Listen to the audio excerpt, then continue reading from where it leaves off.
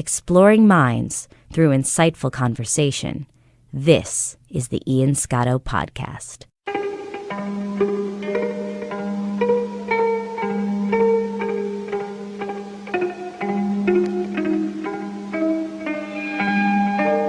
Every so often there comes a man who is able to see the universe in a totally new way, whose vision upsets the very foundations of the world as we know it.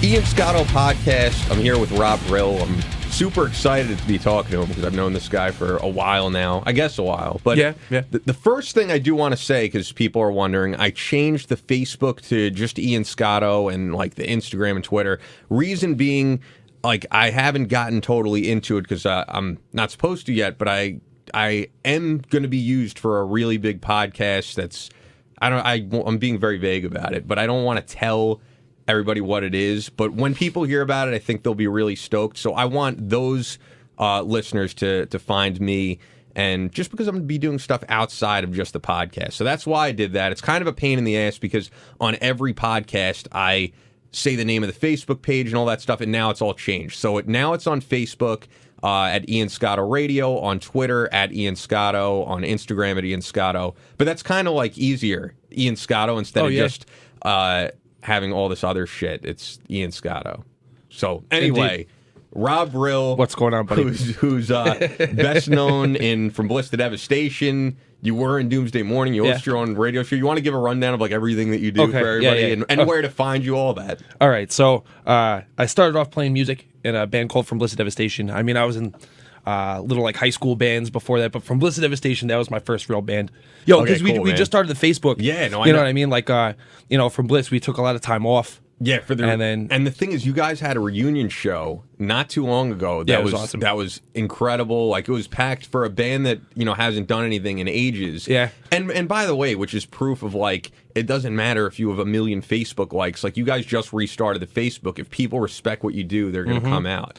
Well, yeah. I mean, I'll get into that in a little bit. I mean, that From Bliss reunion was awesome. I mean, I've played probably over 500 shows in the last 7-8 years, and that's insane, dude. Top 5 easy. Really? Easy. Yeah, it was awesome. And you man. set it all up. I did. And the thing I was feeling pretty good about it. Before you guys even went on, it was actually like, it was a little dead, but then all of a sudden when you guys went on, like, it did get packed. From the Pawn brought it, though. Yeah, they did. But some of the opening bands I thought brought it, but the crowd was just like, I think they were waiting to go nuts for you guys. Yeah, which is cool. I mean, that's awesome. I was really stoked on it. Like, that was an awesome show. Like, I really, so much fun, there's dude. no other way to say it like that. It was just like, I haven't had that many friends in the same room in years. Like, it's years. I knew every single person in that room, and it was awesome. Like, kids I hadn't seen in years. We had people, like I said earlier, it was on Long Island, but we had people come from Albany, Binghamton, Connecticut, Staten Island, New Jersey. That's awesome, dude. Yeah. So what else are you up to that you want to tell So people I about? had, I wasn't from Bliss. I was in Doomsday Morning for a good couple years. And I love, even if you're not in the band anymore, I love that dude, band. Man. I still love that band, man. It was awesome. Like, I had a great run with Doomsday. Definitely. You know what I mean? We got to do stuff that I never thought I'd get to do. I mean, I got to travel. Yeah. We went as far south. I mean, we were never like a full-time touring band, but I got to go as far south as Virginia Beach, as far north as Keene, New Hampshire, all over Massachusetts, Pennsylvania. And if you ask me, we were kind of doing it right, because being an unsigned band, it's kind of a money pit. You know what I mean? You're always spending on van expenses, CD expenses, any kind of promotional stuff you're trying to do on top of gear. And if you're doing it all DIY, it adds up. So the way we were doing it, we were just doing weekends. You know what I mean? So everybody had time to work during the week, save up their money, and then every weekend we were out on the road, hanging out with people at a state and playing shows, and it was awesome. That's true. That's definitely the way to do it, because I think there's so many bands that like have to really sacrifice their job to do this stuff, and that's why, like, if you're into a band that's doing stuff local, go out to shows, buy their album. It's definitely different than seeing a band that's, national, because these bands are losing money to do what they do, really, at the end of the day. Yeah, I mean, like, we would consider a weekend a success if we broke even. Yeah, exactly. You know, if we came home like $200 up, that was a great weekend. It was like, oh man, that's $200. We could buy another 30 T-shirts to sell. You know what I mean? Like, sure. I mean, I left Doomsday in February. Totally on good terms. I love all those guys. Sure. It was just, it was kind of time for me to move on. You know what I mean? Like I got kind of tired of being out every weekend, doing stuff, not really being able to hold down a full-time job because we always had time off that I needed for gigs and everything. And like I said, it was kind of a money pit. You know what I mean? I got you. But then I got offered to do my new project, which is called Plague of Locust. And I haven't I've heard, I guess, the band before they were this band, but I totally never heard. Different. Okay. It used to be a band called Nassau Chainsaw. You could look their stuff up on the internet. I have an awesome NASA Chainsaw story, actually. I'll have to tell I you totally after want to you're hear done it. with I this. totally want to hear it because I'm sure it's ridiculous. You could totally see the shenanigans that they used to get into. I mean, it's totally a departure from what I was used to. Yeah. You know what I mean? Like, you know, my background was definitely in metal and metalcore, hardcore, but this band, the stage antics are. Oh yeah, strippers on stage, oh my chainsaws. God. Yeah, things getting blown up, fire breathers. Yeah. Flesh suspension.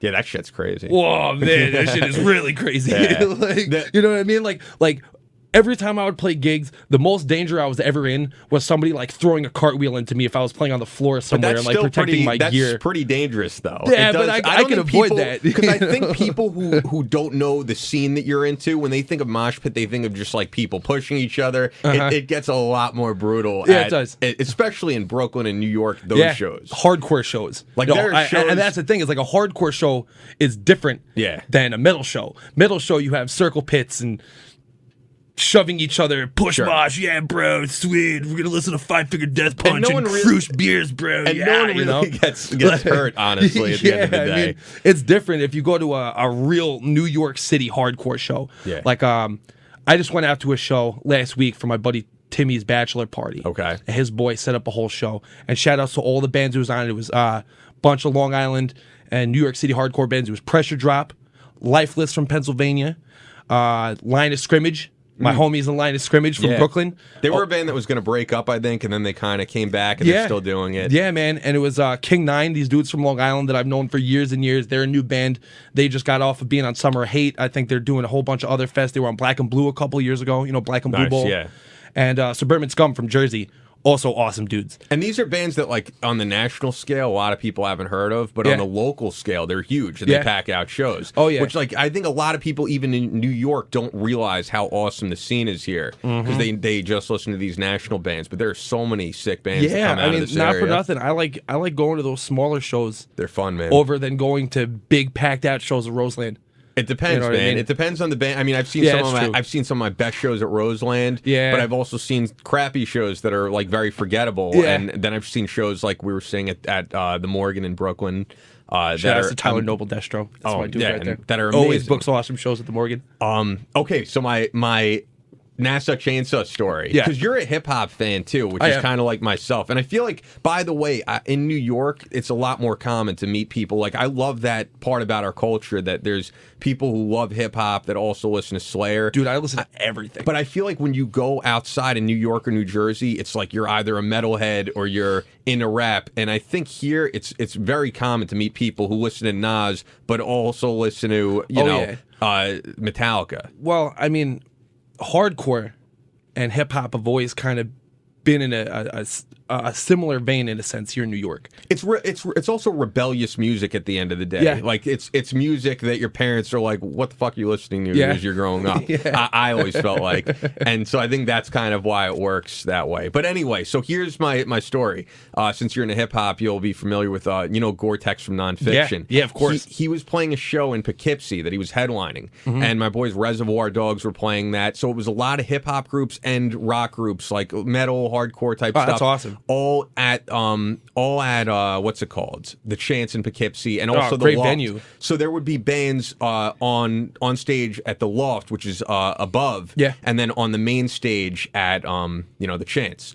So NASA Chainsaw was scheduled to play, and they were playing the Loft upstairs while some huge group, I don't remember who it was, but who drew all the people, was on were on downstairs at the Chance. Right. And I just remember the singer of NASA Chainsaw being absolutely pissed and being like, this is bullshit. We drove all the way out to Poughkeepsie for you guys to book us to play in front of like 5 people. Not and surprising. he took out the chainsaw and he was ready to like chainsaw the stage. And they obviously confronted him right away about that. And that did not end up happening. Slow down. It was just awesome to see. But it was a ridiculous show altogether because Gore-Tex ended up showing up at like 1:30 a.m. No one was there. He played a set probably drugged out on something. Yeah. But Gore-Tex is one of my favorite rappers. Oh, so dude, it's, Nonfiction was like incredible. one of the first hip-hop groups I got into. Really? Oh, yeah. Well, I mean, like, when I was younger, I came up in the metal scene and it wasn't cool with my friends to listen to hip hop. See, that's so I was the like, problem. I was like secretly listening to the Wu-Tang Clan by myself when I was 15 years old, like not telling anybody, like, oh man, they're gonna make fun of me if I like Wu-Tang Clan. But the funny thing is, like, you probably grew up with a lot of the same music as me because we're around the same age. A lot of the metal that we listened to, that's not even really metal, was so hip hop influenced. Like those kids probably listen to Rage Against the Machine. Yeah. Obviously, dude, hip Rage hop Against the influence Machine, there. favorite band ever. Yeah, really? Ever. Yeah, seriously, ever. Like You got to see them live? I did at Rock the Bells Fest a couple years ago. I was at that. which was maybe the best concert that I've ever been to in my It was life. the Rock the Bells awesome. that was like all hip hop groups Yeah, besides yeah, them. it was Wu-Tang, Cypress Hill, Immortal Technique. Technique EPMD. played. Yeah, Pharaoh Monch played with a live band. Cage. Yeah, I Cage, remember. I was at right? that. Hangar 81, right? I think is the name of the group. I saw them before that too. I saw them at Dysfunctional Family Picnic for K-Rock, which I was backstage at because I had a friend back then who his dad was senior VP of Atlantic, so I got to go to that backstage. With Limp Bizkit also played, like a ton of bands. It was awesome. And I saw them also at Nassau Coliseum with Gangstar. And I see. I remember that awesome. show. You I was weren't actually- at that though? Or? How old are you? I'm 27. Oh, I'm like 28. I wasn't even allowed to go to that show because it was on Really? like a weeknight or something. Yeah, you know what I mean? It I was probably think- like a school night. I actually think my dad... that was like 10 years ago, over 10 years ago. It was so long, Yeah. way over that, way over it. And I I think at the remember, drive-in opened that show too. Yes, right? yes. Mhm. I remember my dad, I think, bought a ticket, and then I saw some friends there, and he was like, all right, you could show with them, and I think he came back and picked me up or something. That's awesome. Which, I have a few stories like that, so when I think about it, it's kind of cool that my dad let me go to these shows, Oh, yeah. thinking back. I was actually going to ask you, like, what is the most memorable metal show? Since we're going to talk specifically metal, like, what is the most memorable metal show you've ever been to? Easy. Not played, but like... Easy. Fear Factory was one of my favorite bands growing up as a love kid. them, dude. Right? Like, I literally credit them with getting me into the harder stuff. Sure. Because when I was like, I was like real young, like 12 years old, I was into punk rock, I was into ska, you Yeah. know, I liked Rancid, Real Big Fish, Mighty Mighty Boss Tone, Sure. Dropkick That stuff was Murphys. so big at the time. Yeah, you know, that's kind of what I came up on, because like my older cousins were into that stuff, and like, you know, Chili Peppers, Smashing Pumpkins, Sublime, bands like that. Yeah, I still love a lot of that. I mean, Sublime, And then I timeless. I heard Resurrection off of Obsolete from Fear Factory on K-Rock at like 2 a.m. one night. Wow. And it changed my life forever. Like literally, like I still remember that moment to this day. And a couple years later, Fear Factory played on my birthday at Roseland Ballroom when Okay. I was like, I think it was my 15th birthday. I might have been at this because I've was, seen Fear Factory at Roseland. It was Fear Factory, Kitty, No, wasn't at it. Union Underground, Slaves on Dope, and Boy Hits Car. Wow. All Yeah. bands that kind of like went away except Yeah. for Fear Factory. Yeah. For the most part, I mean, I actually saw Kitty not too long ago, but no one's really talking about them, Yeah, to be honest. Yeah. But I mean that was like I'd been to a couple concerts before that. Like I remember going to Family Values tour, the first Family Values tour with Korn. That was actually my Yes. first concert ever. Oh, really? Okay. Right? It was like Korn, Limp Bizkit, Rammstein. I wasn't at that, I remember. And I I was at remember Nassau friends went. Coliseum. Yeah. Right. I remember seeing Earth Crisis, Cypher, Soul Sick at Industry in Island Park, the town that I'm from. But the Fear That was, Factory like, show, most memorable? But yeah, because that was like my favorite band. It was on my birthday. That was like Yeah. the first time I'd ever been able to go out to a show on a weeknight. Sure. You know what I mean? And it was just, they blew my mind. You know what I mean? And you know what's funny? They were just so amazing that night that was literally the concert that I went to where I was just like, holy shit, I need to be in a band. Yeah. I need to start playing music. This is awesome. I want to do this for the rest of my life. Sure, like, it's life-changing. Yeah. And there's no other way to describe it. And like, you know, I've been to over 1,000 shows. Like that Rage Against the Machine show we were talking about earlier, that might have been one of my favorite concerts too. But I could tell you that turning cool, point yeah. was that Fear Factory show. That's crazy. Without a doubt. And you know what's the crazy thing, too? I love Fear Factory, so no disrespect when I say this. Like, they're definitely one of my favorite bands. I even like all their new stuff. But if you were to see them live today, probably wouldn't feel the same way because Burton Bell cannot sing it anymore. Like, and it's not that you'll see him on an off night. Look up any recent YouTube video of Burton Bell. His voice is shot. I'll still go see them because I love them. I love the songs. You know, I saw them play Long Island at Revolution not too long ago, and I had a great time. I missed that, like, man. so it's no. I don't. If they overhear this somehow, it's absolutely no disrespect to them. I love them as a band, but like his voice totally shot now. Yeah, the drummer that he's get up there in years. Yeah, the drummer that replaced Ray. Well, Gene Hoglan is a monster. But he's not there anymore. It's some other guy. Oh, really? It's his name is Mike Keller or something like that. He's extremely boring to watch. He's the most boring drummer I've ever watched. That sucks, man. The last time I saw them was with Gene Hoglan, and he is like one of my favorite metal drummers ever. He was in Strapping Young Lad. He was in Death, right? Yeah, I'm sure. Dude, he was in Old Man's Child, right? He was in Strapping Young Lad, all the really good Strapping Young Lad records, like City, which was like another classic record. Yeah, he was in Death. But I never got to see them with. Here's the thing: Fear Factory. For those who don't know, at one point, Dino, who wrote most of the songs, the guitarist, left. So it was the other members, and then all of a sudden, Dino came back. But the other two members, besides Burton Bell, left. So I've never gotten to see them with that classic lineup, which I guess you did. Twice. That's awesome. Man. Yeah, it was awesome. And I'll tell you, man, I don't know if you were at the show at Irving Plaza. I mean, I love how this has turned into like the Fear Factory podcast. But no, we'll get into other things. But yeah. But I mean, like, were you there when After the Burial opened up for Fear Factory at Irving Plaza like 2 years ago? All right, another shout out, After the Burial, some of the coolest dudes that I know in the metal game. Like, those dudes are awesome. My house was wrecked during Hurricane Sandy. Wow, man. And is everything back to somewhat normal now? Yeah, everything is back to somewhat normal. But those guys in After the Burial called me up before some of my family members did to see how I was doing. Wow, man. That's the kind of love I have for that band. So they get me backstage at Irving Plaza when they were opening up for Fear Factory. And that alone was kind of a trip. You know what I mean? Yeah. Being how I felt about that band from back in the day. So we went up on stage. We watched a whole bunch of their set. They went into a whole bunch of classics, like 25 minutes worth of classics. But I don't really feel their new stuff like how I feel the old stuff. So they a lot of you're always going to feel that connection with the songs you grew up with. Obsolete and Demanufactured. Those were my two Fear Factory records that I just like hold in my heart. You know, and they go into like Encore Moto. The lights come off, and Dino comes out from the side stage, and I must have been the first person he sees. He looks at me, he's like, yo, what up, dude? Sticks his hand out. He's like, yo, give me a pound. I was like, all right. And he's like, yo, how we sound tonight? I was like, bro, you guys sound fucking awesome. And he's like, thanks, bro. And he comes running back up on stage. And let me tell you, dude, if you told 15-year-old Rob Brill that was one day going to happen, I would have been like, yo, get in your DeLorean, get the fuck out of here, bro. You're lying to me. I've had moments like that, man. My moment like that, I was going to get in my favorite show, and I will, but my moment like that was I saw Brides of Destruction, who you might not know them, but Nikki Sixx from Motley Crue played in them, and I love Motley Crue. Yeah, me too. I absolutely love them.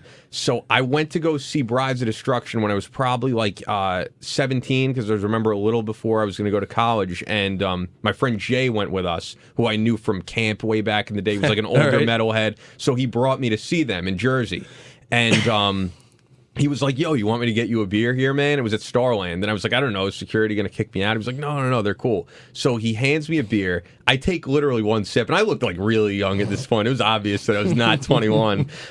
Security grabs me right away, and they're like, you're out of here, man. They threw me out, and which really sucked. I mean, because I came all the way out to Jersey. It was Jersey. And man. Starland's a schlep. Like. And it was the winter. It was cold out. Yeah. And I was like, I'm not going to get back into the show. I see Nikki Sixx come out of his tour bus, and I was just like, yo, Nikki, huge fan, man. I told him what happened, and he was like, yo, I'll try to get you back in or something. He goes, but first I got to run for this interview. And he went to go do an interview, and I remember talking to some guy who worked at Starland in the parking lot, and he was like, yo, do you really think Nikki Sixx is going to get you back into his show? And I was like, no, but it's cool that I at least met him. At least I got something out of this night. Yeah.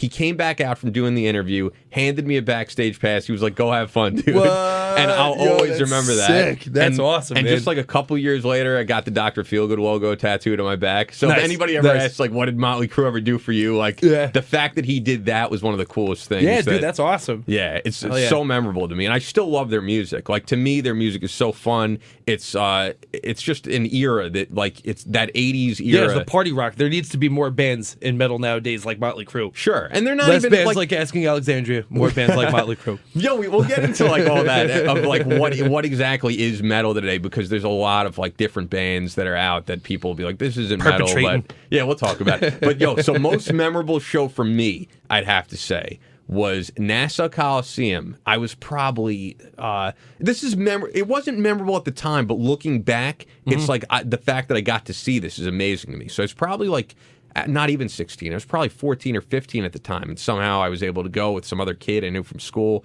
At the Coliseum, Pantera, Slayer, Static X, Scrape, and Morbid Angel.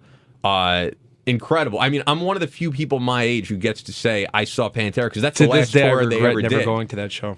But as you said, like, we were young at that time. Again, that was a school night, and that's why I couldn't go. I still remember Was that it? show, man. Yeah, it was like a Tuesday night or something. And I begged my parents. I was like, please, Mom, it's Slayer and Pantera. And they were like, no. But that show to me is like the end of an era. Like, there'll never be another show like that, because any show I've ever seen, unless like Metallica plays the Coliseum, there's not a metal band that could fill up the Coliseum like that anymore. That's big. Oh, yeah. I remember seeing Gigantor years later, which was Megadeth and Lamb of God, and the Coliseum was basically empty. It was like not even half the place was there. And for that Pantera Slayer show, probably not sold out, but like a pretty... Yeah, it was packed. Yeah, just about packed. And another reason it's crazy to me, I remember I went there with some kid that I knew from one of my classes or something, and they drove me over, and like, I didn't know them that well. That, like, it was just this other kid who was into metal. And during like the opening bands, they jumped the gate at some point, and I wasn't going to at that point. I did later on to see Slayer, but like, I got displaced from them. I was like, I don't know how I'm getting out of here. And I guess I don't even think I had a cell phone at the time, because it was 2001. Yeah. So I remember somehow I got in touch with my dad, and he was telling me that I don't even know how I found him, because it was like I remember for hours trying to find him, and I'll shout out to my dad if he's listening for actually doing that, like, to go through all this to find him. No, he didn't go, but he picked me up, because I went with those kids, right, and I just lost them. So it was cool that he actually came to pick me up, because I don't know how I would have gotten back. Yeah, right. But so he told me that when he got in to go find me and stuff, he just was able to walk right in, which kind of relates to even today.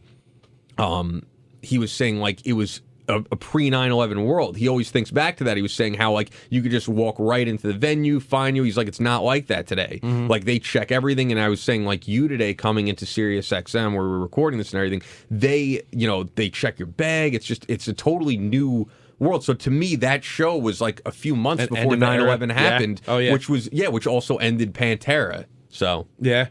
that was a memorable show for me. Well, yeah, dude, I can imagine. Like I said, to this day, I still remember that show happening, and a whole bunch of my friends from high school went, and I remember them all coming back with like the tour T-shirt the next I had day. the tour T-shirt. No, I should have been there. Yeah, I had the tour T-shirt, and I wasn't even like a huge Pantera fan at the time. I'm not dude, gonna lie. I used to love I still love Pantera. I'll go through like the Pantera phase where I won't listen to them for a year, and they'll just be that one day. Yeah. Where like Far Beyond Driven comes on my iPod on shuffle, and it's like, oh, Pantera is so good. I miss these guys. Yeah, I love them like that now. But to me, it was just like, this is an awesome metal show. I have to go. But my favorite bands at the time were like Korn and all that stuff. But I did respect Pantera for what they did, and I loved Slayer. So I was just like, I got to go see this.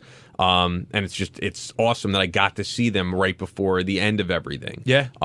They're a band that I do constantly play. Like, if I'm working out, man, like they'll always Slayer? pump you up. No, Pantera. Oh, Pantera they'll too, always yeah. pump you up. And have you listened to the new Phil Anselmo? I heard a couple songs. I heard the one single that they were pumping pretty hard. I actually heard that on Liquid Metal. Yeah. And it sounds pretty good.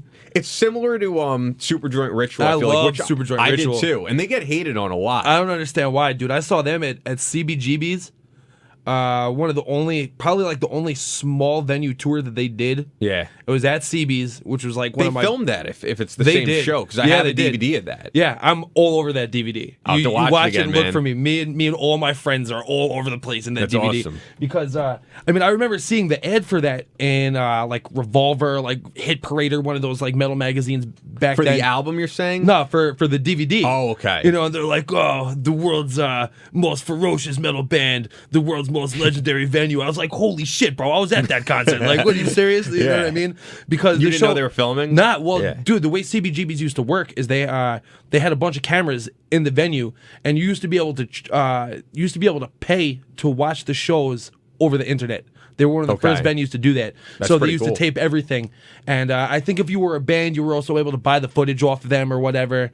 Just as if you wanted to record, you were Yeah. able to buy the sound stuff, like the live Yeah, I recordings, got because you. everything was mic'd up. So I guess they must have loved the show and bought the footage from awesome. CB's and To put a me, DVD out on it. To me, Superjoint is like the heaviest band ever. Like, you They still were listen to them pissed and off, they just, dude. such angry, Yeah. brutal music. Hank 3 was in that band. Yes, which is Yeah, all. And, dude. and the thing is, I think I love all the members of Pantera. Are great, and I became like a huge Pantera fan after that. But I think a lot of people downplay how important Phil Anselmo was. And here's the thing. If you listen to the bands Dimebag was in other than Pantera, like, to me, Damage Plan was not anything special, to be Yeah. honest. Oh, but yeah, like dude, I agree with Down you. and Superjoint, amazing bands. Like, you Yeah. can't take away from Phil. And also... Well, dude, he's like one of the most legendary metal frontmen ever. But also, Like- people don't even realize this, who don't know the history. Pantera was a glam rock band Yeah, they before Phil Anselmo joined. They were and then wearing Cowboys women's from Hell clothing on came out, stage. and that was it. Yeah, Changed the because whole he world. brought that New Orleans influence of these bands like Ex-Hoarder, and I don't know if you listen to those bands. Yeah, dude, Ex-Hoarder's But, awesome. Yeah, they were a huge influence on Phil, and then he went to Pantera and kind of brought that and brought a totally new heavy style Yeah, oh, yeah. that was unlike anything they were doing. Yeah, dude. I mean, there wasn't really any bands on that level when Pantera came out that sounded like that. And that were in the they brought in a mainstream. whole new sound. Like when Cowboys from Hell dropped. I mean, like I was a little kid, but I remember people like my older cousins were like, "Dude, this is Pantera. Yeah. This is White Zombie. You know, like this is Metallica. This And is the Cannibal fact- Corpse. We're gonna teach you." The fact that It was like, Far Beyond Driven was #1 on Billboard, an Yeah. album that brutal, and that was arguably their most pissed off album. Yeah. Far Beyond Driven was really, really angry, bro. You know what I mean? Yeah. Like Vulgar Display of Power was probably my favorite Pantera record. Vulgar Display of Power. Mine is actually, But, I like- would say, maybe it's because I got into them during that era, but I just love it, was Reinventing the Steel. I love that Yeah, album. no, it's a great and no record. one seems Yeah. to think that's the best, but I love it. Well, I mean, but that's one of those things. You know, it's like the record that you get into of one of your Yeah. favorite bands always stays the same. Like That's true. going back to Fear Factory, Everybody Always Sweat Demanufacture, but Which is a Obsolete great was album. my favorite. Yeah, they're both. I was actually listening to you talked Obsolete to- on the way here, yeah, man. dude, awesome album. You talk about Rage Against the Machine. All the OGs that I know, their favorite record was this self-titled. Mine is Evil Empire. I Evil could put- Empire's up there too, though, because Dude, Evil I could Empire, put on Evil Empire any day of the week and listen to it from start to finish. Never gets old. Evil Never gets Empire, I old. think, was another album that debuted at #1. Like, I'm I'm pretty sure. sure there was another, because there are very few albums that you could name that are super heavy that were #1, and it's like when you reach that feat, that's got to be amazing. Oh, and yeah. it's also like there's always gonna be that metal band like that comes out every few years that brings the genre back like that. Yep. That, to the mainstream. So that actually is getting me to what I wanted to say when you mentioned Asking Alexandria. Like, what is a metal band to you? Because to me, like, the genre has become so big, there's so much in it. And then there's people who are so traditionalist and what's metal and what to you makes a metal band? That's a good question. Because I feel like metal nowadays is so...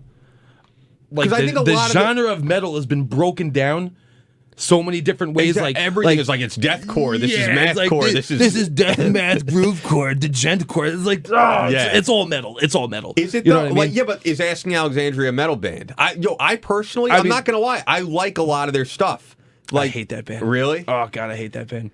I mean, But I don't consider them a metal band. I like them, but they're they you know, consider have, themselves a metal band. But to me, also, like, I love. They're like hard rock.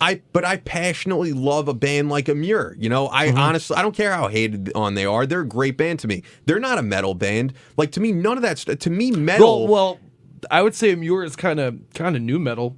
I get, but I mean, they used to be like metalcore, and they've here's kind the of thing, devolved into new metal. to me, metal is Metallica, Slayer, Megadeth, Yeah, but Testament, you know what? those Listen, bands. Because if you grew up with like Kill 'Em All and Ride the Lightning and But I mean, dude, South of Heaven, that was 20 years ago. but here if you grew up with that changes, stuff, you know. the stuff that you call metal, you'd probably be like, "This is crap. This isn't metal. This is someone screaming." Like, and I get how people feel that way because it's a totally different genre of music. All right, here's kind of how I feel about it.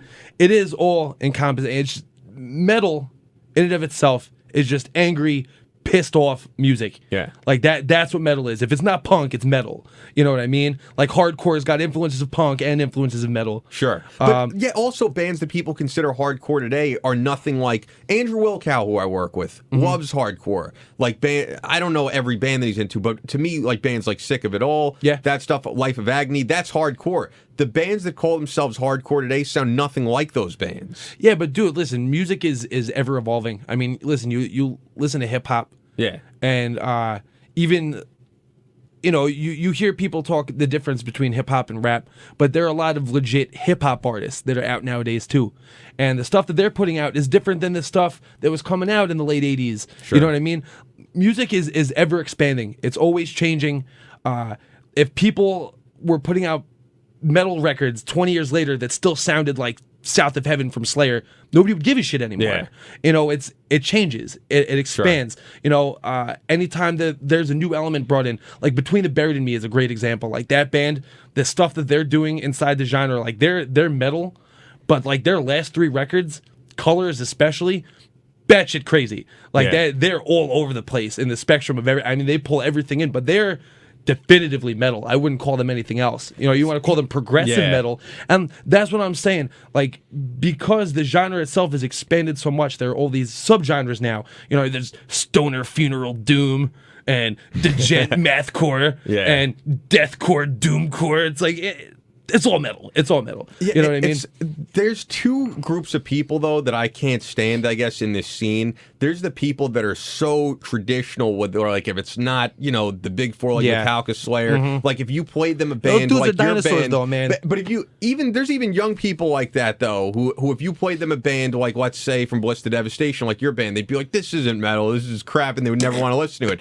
But then there's also, what also pisses me off are the people who come out to shows today who are in the scene, who, listen to, whether it's bands that even I like Amur and all that, but they cannot name you one song by Megadeth or Slayer. Like, even if you're young, you have to get into that shit. Yeah, I could agree with you with that. But, I mean, it all comes in due time. I was fortunate enough to have older cousins and older friends to show me the older metal, to give me the good foundation. You know what I mean? Mm-hmm. But dude, if you're 17 years old and like the first bands that you hear are bands like Amur and Whitechapel, eventually that older stuff is gonna come in, because I think you have to have background on that. There's gonna be that one older dude that it's like, oh, you like death metal, bro? You need to check this out. Yeah, you know what I'm Morbid saying? Angel Yeah, or you something. need to check this Morbid Angel record out, bro. Yeah. You know what I mean? Like, oh, you like thrash? Here's Exodus. You know what I mean? Like, yeah. But I mean, those bands, once again, like, they don't sound anything like the bands of today. By the way, I'm speaking with Rob Brill, who's in From Bliss to Devastation, all different things, just to reset that for those who might be skipping around. But I don't know if you saw, like, Black Sabbath, whose new album is amazing. Awesome. I'm seeing them tomorrow with our friend Julia Satowski. Oh, really? Hell yeah, man! I'm so jealous. I'm psyched. Shout outs to Julia. I love her.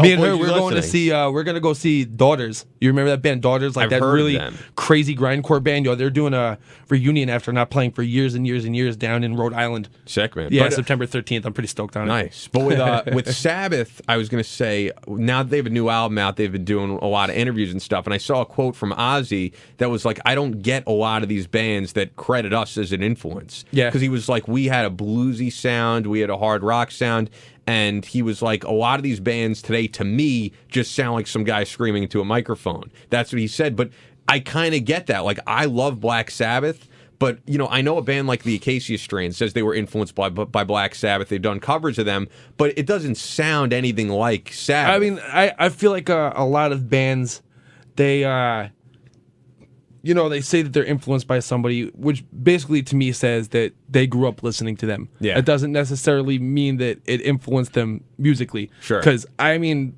comparing Acacia Strain to Black Sabbath is apples and oranges. Like, those of course, are it's not even the same But that's sport, the thing. dude. People would say, "Oh, they're both metal." I mean, they're not. But that's what I was getting to earlier. Is that metal is all encompassing. You know what I mean? Like metal started 30 years ago, and if it doesn't expand, it's going to become repetitious and die out. Sure. You know what I mean? But has it gotten Like, worse? Because like you're saying, a lot of these bands who are out, like I know you just said Asking Alexandria, or these bands that are out like Black Motionless Veil and Brides. White. Oh, Motionless and White is the worst. But those Oh are like my God. those are like the big bands right I now. know, that it 15-year-old upsets me. kids are into. It upsets me. But They're ruining metal, dude. But in a way, aren't you probably the same as that older guy who listened to Metallica, who when Korn came out was like, "What the hell is this?" Because there are plenty of awesome new bands that I like too. Like I said, I get down with Whitechapel. I get down with the Muir. So what don't you like about these bands? Honestly, like is it the image, dude, or what is it? Yeah, it's all right. Well, Motionless and White, definitely the image. I can't deal with that. Listen, Marilyn Manson did that shtick 10 years ago. But then people would say, Drop someone it. like Iggy Pop did it before Marilyn Manson. Yeah, but Marilyn Manson had a different shtick than Iggy Pop. Like, yo, these guys are coming out with the dumb black uniforms. They look like fucking Dracula, bro. I can't deal with it. Like, I just personally can't deal with it. I even met one of those dudes in that band, and he seemed like a nice, down-to-earth dude, and like, if he looked normal, we probably would have palled it out. I probably would have bought the guy a beer. But when I saw him, he was wearing these like sick moon boots. Half of his head is shaved with tattoos covered in it, and he's got like one eye contact different than the other one. And like, listen, I'm all about expressing individuality. I dig it, but like, I can't get down with that shtick.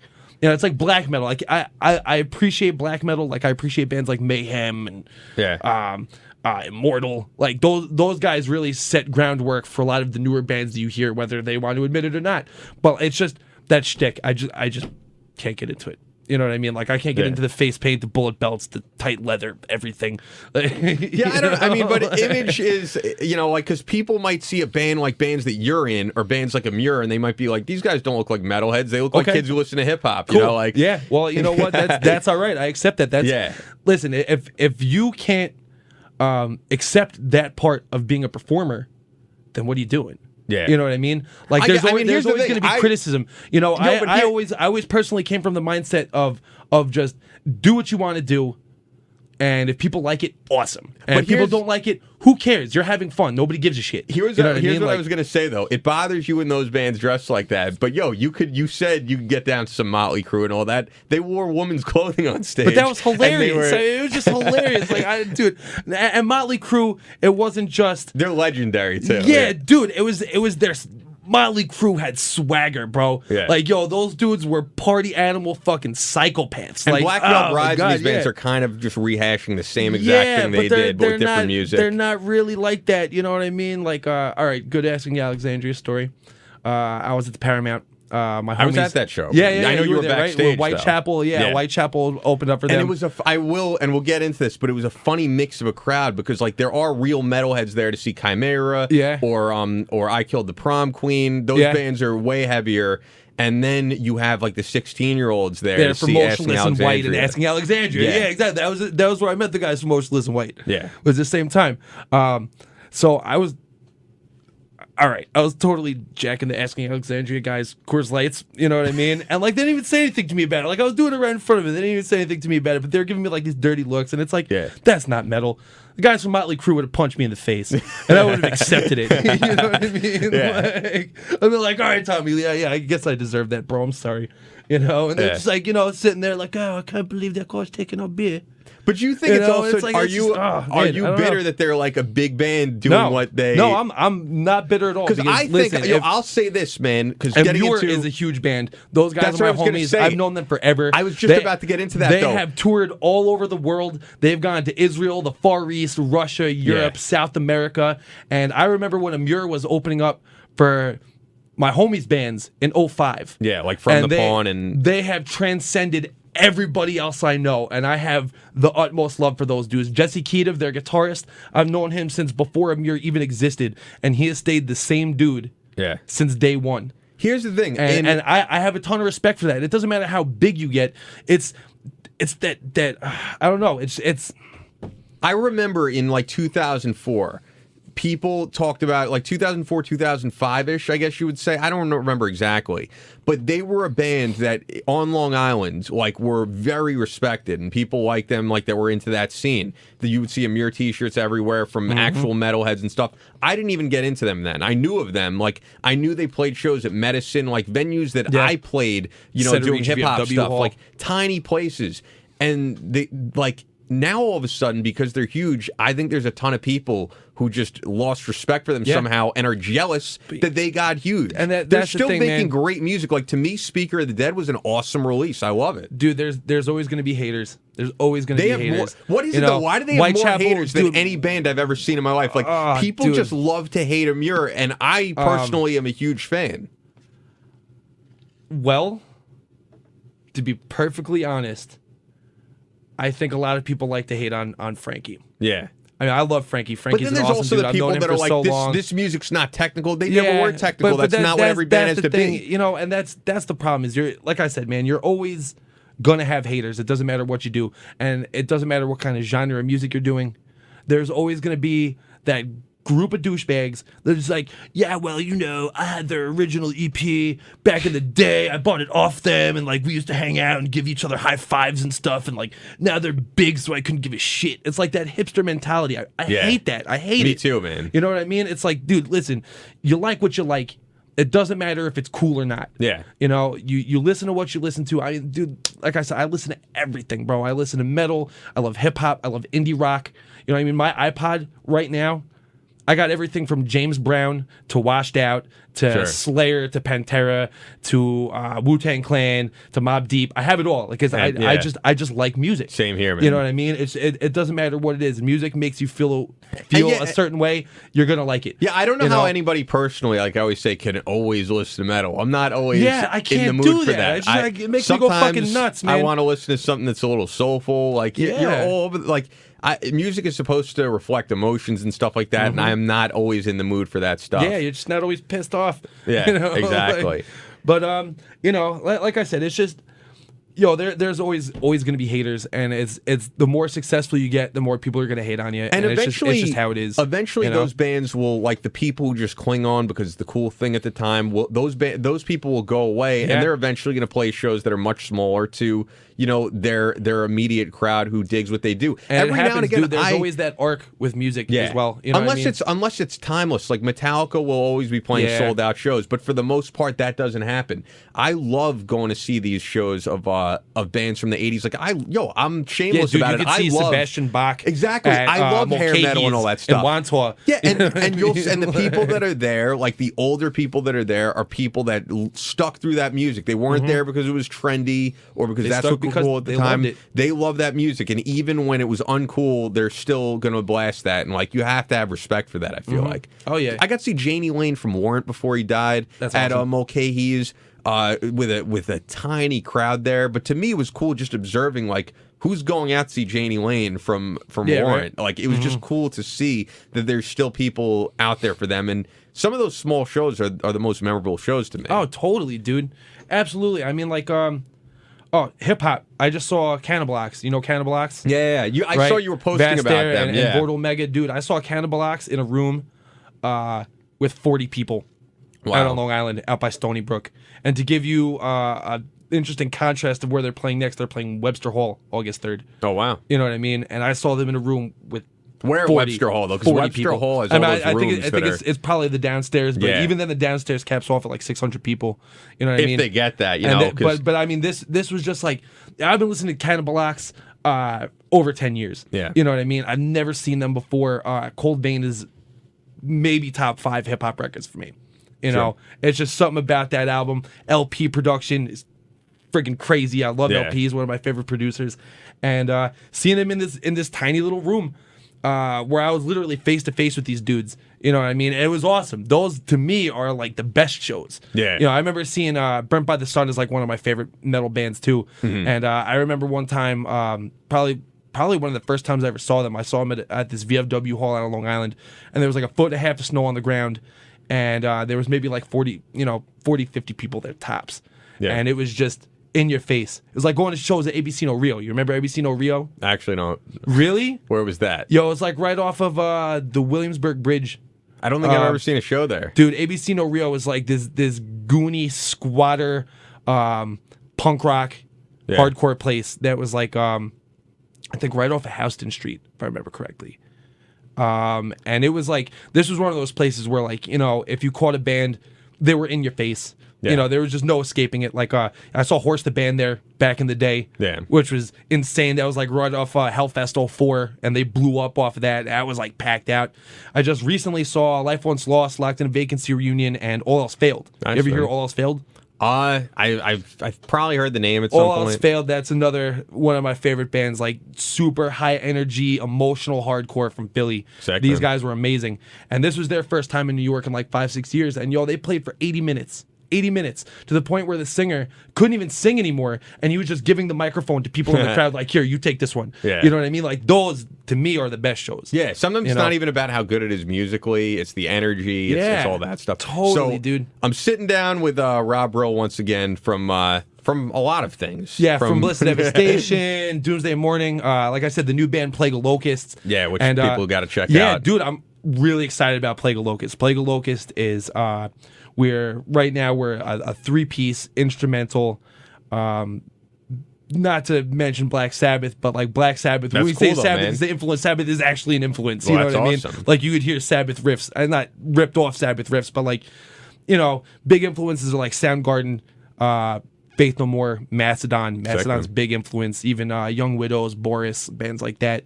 I'm playing the South Florida Tattoo Convention next week. Yeah, I saw that's awesome. Super man. stoked on it. Is that your first gig with them? Or? No, dude. My Okay. first gig was at Nassau Coliseum at the United Ink Tattoo Convention. Wow, That shit was bonkers. That's crazy, man. Yeah, man. So it was awesome. I you know? just wanted to, reset that I'm hanging with you doing this, and it's cool, by the way, because it's like with this podcast, I think sometimes people hear me and Brian, who I usually have on, talking about. Just talking about society and religion and politics and different things. Or sometimes I'll have someone like Rick Unger on from Fox News and Forbes to talk about healthcare or something. And to me, as much as I like to, I don't know if I would even say like to get into that stuff. I think it's important to get into that stuff. Absolutely. Sometimes I need a break from it. Yeah, So that's dude, I why I can hit imagine. up Rob a few weeks ago, and then we finally reconnected to do this. Because it's just cool that I like. Sometimes I need a break from all that reality stuff to talk about stuff that I'm actually passionate about, like metal and like hip hop and music in general.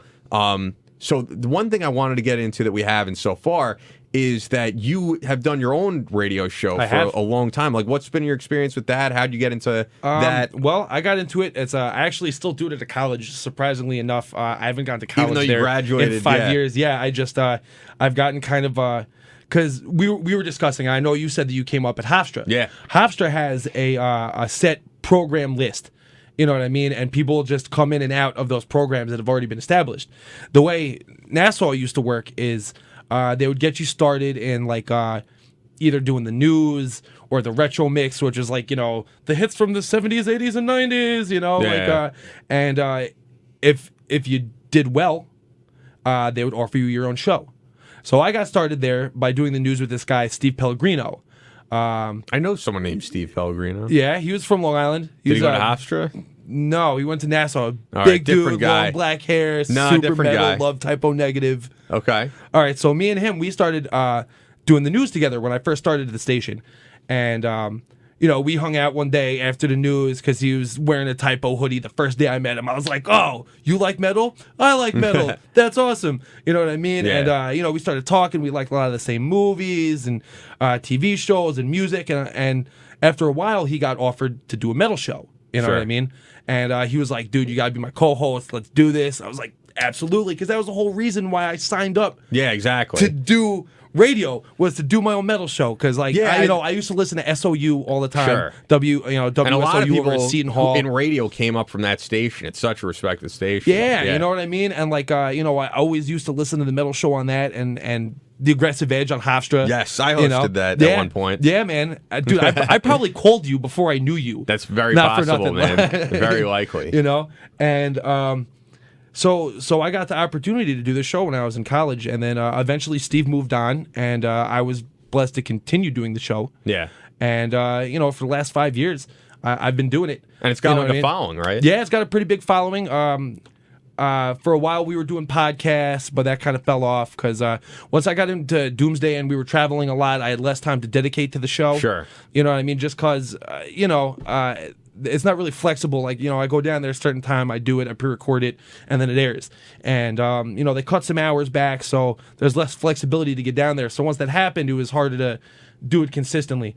But now that I'm no longer in Doomsday, I've been taking the show again more seriously. I've had a bunch of guests down there. I've had Burton C. Bell from Fear Factory on the show. Yeah, I remember you were telling me about that. You said he hung up on you? Yeah, he hung up on me. Why was that? You told me, but for the audience. So, all right. So he was promoting this other band called City of Fire that I just wasn't feeling it. Like, I wasn't feeling it. I thought it was not so good. And I got offered to do an interview with him. And I'm like, oh, shit, Burton C. Bell, awesome. Yeah, let's do it. Yeah. You know what I mean? And so he calls me up. But the thing was, I was supposed to stick to interviewing him about City of Fire, not Fear Factory. And so I'm sitting there like struggling to ask questions about this shitty side project that he's doing. You know what I mean? Like grasping at straws, coming up with questions to ask him. And then finally I was like, all right, listen, I'm a huge fan. I got to ask you some Fear Factory questions. But he was getting irritated about it.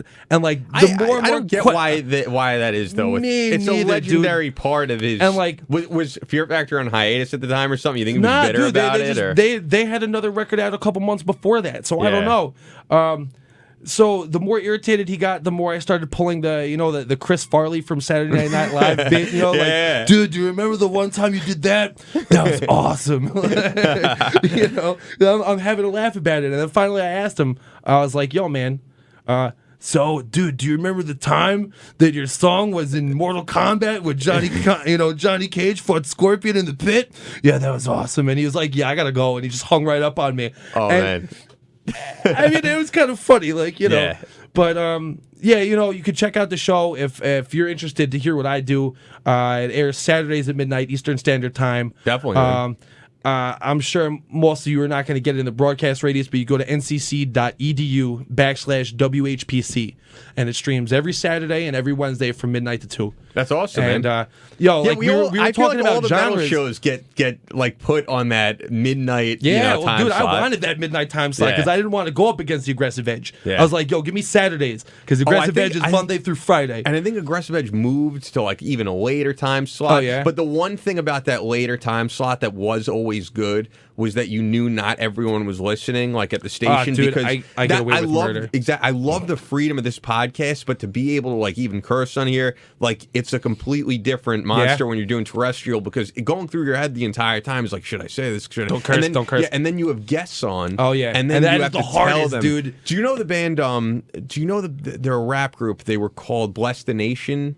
Okay, they were like underground. I don't think they do anything anymore. And I told these guys like 10 million times, like, do not curse on the air. And like they dropped a freestyle for me cursing, and then I had to go to break, and I'm like, dude, guys, you cannot do this. And then it's like I had to do another thing. And if you consciously know that you can't curse, like you should be able to control that. And at one point, like I hate to be that guy, but I had to like be like, you guys have to leave, and I hate to do that. Oh yeah. But being on terrestrial radio, it really is like having your hands tied behind your back. Because even beyond the cursing, like saying anything suggestive. Oh yeah. Well, I mean, I always kind of, if the person above you at the station is listening, like you're screwed. I mean, not for nothing. I've been kind of blessed at the station because I do have a good listener base. Yeah. And because it's a metal show and it's because it's on late at night, I get away with murder down there. Yeah.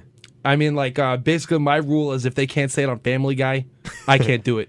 Yeah, but if they can get away with it, then I'm good money. Well, it's that whole thing about safe harbor. You know about that, right? Like, I feel like in the training class when I was at WRG, they told us. They gave you a training class. Oh my God, there was they just threw me in the fire. Dude. They're like, oh, you can read the news. Great, here you go, Tuesdays. There was more training to get on WRHU than to work here at Sirius. Like, no joke, it was a crazy amount of training. Dude. But they had this thing called safe harbor. They told us about, which doesn't apply to somewhere on the internet because it's not censored and FCC regulated, which is ridiculous. But I guess like a certain time when it's like late at night, it's called safe harbor, where like if you say ass or something like that, they're not going to go after you for. But it really is so ridiculous. Like you're listening to a metal show at the end of the day, you know, something is going to pop up. And yeah, man. I mean, like I said, I don't know how I still have the show down there, to be perfectly honest with you.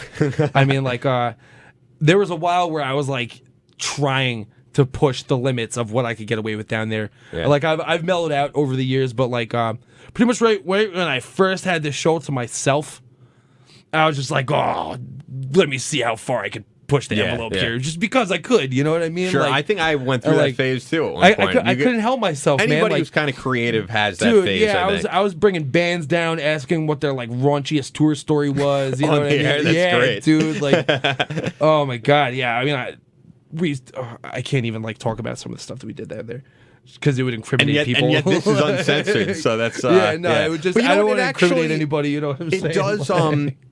It does kind of train you to be more creative doing terrestrial. Because I think if you just threw people on uncensored, it would be just like curses flying everywhere, and it does kind of cheapen the podcast. Depending on what you're talking about or the radio show, whatever you're doing. Because I mean, I always thought that's what made the show interesting, was that you always had to dance around. Yeah. Saying specific things, you had to come up with creative ways to say stuff. You know what I mean? But now it's like, I feel like, especially in terrestrial, like Opie and Anthony talk about this all the time, how it's getting even crazier and crazier with political correctness. Like anything you say could be taken out of context today, and you could be absolutely screwed. Like people get out of it, you know. There's been people on ESPN who will comment on some girl in the audience and be like, she's looking good, and you know they'll fire them immediately for that. It's like, dude. I think that's ridiculous. I mean, I mean, not to get into that kind of stuff because I know we were trying to stick it to music, but it's anyway. Like, but it's like, dude, the PC they've gone too far. Like they really have. Yeah, it's just gone too far. You know, it's like I don't know. It upsets me. You know what I'm saying? It's like, same here. It's ruining entertainment to some extent. Yeah, I mean, like, listen, you know, you don't want to offend everybody, and like, I feel like there is that fine line that can be drawn on like public television to like movies and everything else. Sure. But it's like they've gone too far. You know what I mean? They've gone too far with all of it. You know, it's like, I got you. You know, there's a fine line between not offending people and the basic rights of freedom of speech. Sure, definitely, and it's just they're kind of blackmailing. Like there's still freedom of speech, I guess you could say, in the country, but there's so much blackmailing of like, but if you do this, you could lose your job. Especially now with Facebook, with all this stuff. Like Twitter. Everybody has a Facebook at the end of the day. Twitter gets everybody in trouble, man. I always think of like this is something I kind of get into with Brian on the podcast, but it's like, you know, the future, I think, of politics, for example, is going to be completely different because they're going to look back on your Facebook. They have records of all that, and they're going to be like, on August 5th of 2005, you said this. Is this someone we want running the country? Know, like, right? it's really, it's everything. We hacked into your Twitter feed. You know? Everything with Big Brother has gone extremely far, but that's a whole nother podcast. But anyway, we're wrapping up here. Thank you, everybody, for tuning in. And as I said, there's huge like things happening for me on the horizon that I will eventually be able to tell you, but that's why I changed everything. So it's Facebook, Ian Scotto Radio on there, but the name is just Ian Scotto. I mean, if you go to facebook.com/Ian Scotto Radio, you'll find me. Twitter, Ian Scotto. Instagram at Ian Scotto. I made everything like central under my actual name because it just makes things easier, and people who will see me from these, you know, upcoming other ventures will be able to find me. Nice. So there you have it, and all the stuff you're promoting. Where can we find everything you're up to? All right, From Bliss to Devastation is on Facebook. My old band Doomsday Morning. Like I said, I'm not with them anymore, but I still. But they're awesome. Yeah, they're awesome. I love all those guys. I show support, so be sure to check out Doomsday Morning. My new band is Plague of Locusts. We got a show in South Florida next week at the Tattoo Convention. We're playing United Inc. at the Cradle of Aviation on Long Island the first week of September. And then we're doing another tattoo convention hosted by Dave Navarro. How come it's all these totally tattoo sweet. Conventions? Like, does this band just appeal to... Yeah, not for nothing. It's like, you know, everybody needs a gimmick. Yeah.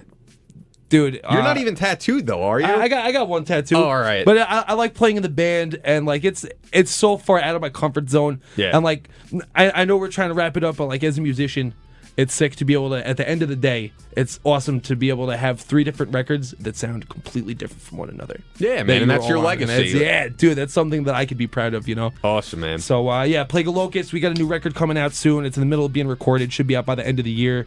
And like I said, I have Metal for the Masses, the radio show, and that's over at ncc.edu/WHPC, Saturdays at midnight Eastern Standard Time, and you can check it out over there. Cool, man. Check all that out. And thank you, Ian. This was awesome, man. Yeah, this was fun, man. I love having just these discussions. Like, to me, this is what it's all about. I hate radio shows that are so structured sometimes. Like, to me, my it's a favorite trip being stuff, on the other side. Yeah, being on to the me, other my side favorite of the booth, stuff is kind of is just like 2 people hanging out, having a discussion the same way they would anywhere else. Like, that's my favorite stuff. So next week, I'll be back with Brian where we do the podcast from his compound, which is a huge departure from this, because here we're at these like cool studios. Sirius XM studios. Well, technically they don't even know if I'm using these, but whatever. Uh-oh. I hope I don't care. Your spot up, man. Who cares? Whatever.